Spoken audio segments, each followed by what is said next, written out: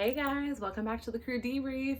I'm Nicole. Today I have a yummy concoction. I took the coconut rum, the Kenny Chesney coconut rum from last week, and I put it with some coconut sparkling water. Oh, that really hits the spot. Last year I was working the flight to Brussels and I had just gotten up from my break, and it was me, the galley, and another girl. This girl and I were the language speakers. I was the French speaker and she was the Dutch speaker, which meant that we were both working one of the beverage carts on opposite aisles. I didn't know anything about her passengers and she didn't know anything about my passengers, and the galley's busting her butt in the back working both sides of the aisle. Second break is sleeping and we're just hanging out in the back, and this woman came and asked our galley for 2 cups of orange juice. Didn't think anything of it. So then like 20 minutes later, a call light goes off and I go and answer it, and it's a woman. I hadn't seen who had asked our galley for the original orange juice. So this woman was like, "Hi, can we get orange juice for the row? There's 3 people sitting in the row, and can we also get glasses of ice?" And I was like, sure. That doesn't sound suspicious at all. I go get the orange juice, take it to them, and I said to the galley, I was like, "Who was the person who just asked you for orange juice?" And she was like, "I don't know, she's a lady sitting up here in whatever row." And I was like, "I think she just asked me for orange juice again." Then like 15 minutes later, this same woman who had asked me for orange juice, her and her husband come to the back and they asked the Dutch speaker if they could have 2 Bloody Mary mixes and 2 glasses of ice. I was on the other side, I was helping another passenger.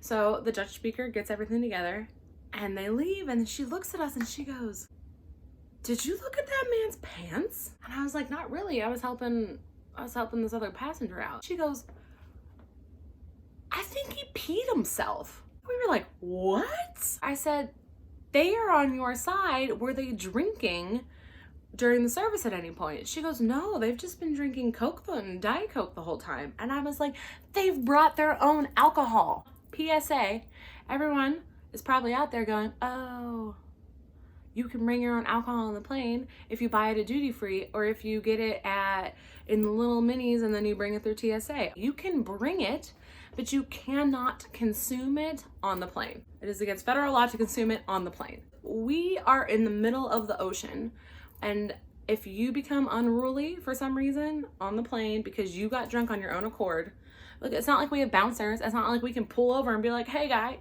get on out. You're become drunk and belligerent." We have to be able to control and know how much you've been given, because people don't realize that the higher altitude affects you with alcohol sooner than normally would on the ground. So these big burly men are like, "I'm fine after 3 beers," but meanwhile they can't walk straight to the bathroom. So I said to her, I was like, "They are drinking their own alcohol." And she was like, "No.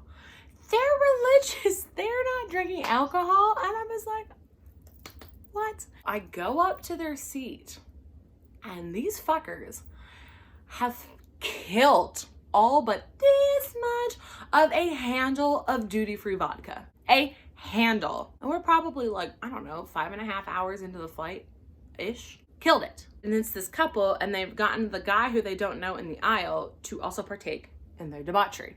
I go up and I was like, "Excuse me, you cannot be drinking your own alcohol." And this bitch had the audacity to tell me, "Oh no, I didn't buy this at duty free. It's a souvenir for my son who has never been to France before." Lady, there's literally still vodka left in the bottle. She said, "Oh yes, I brought vodka in squeegee bottles, and then I dumped them into the big bottle, and that's what we've been drinking." So much wrong with what just came out of your mouth. 1, I don't know what a squeegee bottle is. And 2, it doesn't matter, because that still means you brought your own vodka, okay? And you know, when you call someone out and everyone is shaking their head like, "Yes, bitch, go get them," 3-row radius is shaking their head like, finally someone did something. Y'all, why wouldn't you have said anything? I told them, I was like, "You cannot be drinking your own alcohol." And they were like, "So can we purchase some?" I said, "Absolutely not. You have finished a handle of vodka." And she went, "No. If we did that, we'd be knocking on our asses." And I wanted to be like, "Yes, your husband's pissed himself." I had to call the cockpit and be like, "Hey, we need the hazmat team to clean row whatever, ABC, because a grown-ass man got drunk and peed himself." I swear I could hear them shaking their head through the phone. What in the hell? And this man was wearing like a salmon-colored shirt and khakis.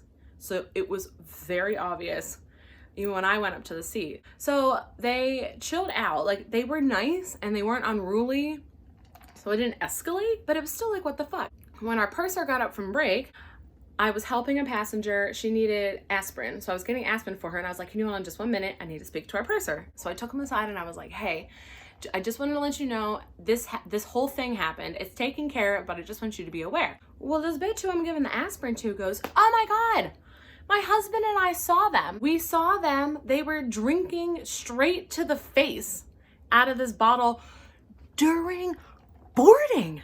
During boarding, these fuckers were drinking directly from the bottle. And I said to the lady, I said, well, thank you for telling us, but why didn't you say anything? I don't know. When we were still at the gate and could have taken them off the plane. She was like, well, we didn't want to cause any problems.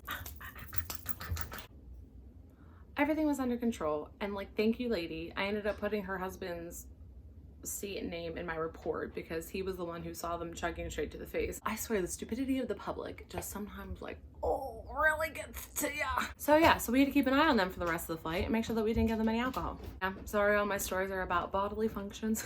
I hope you have a wonderful Wednesday. Make sure to subscribe. It comes on the sides, and I will see you next week for the next crew debrief. Bye guys, have a great day.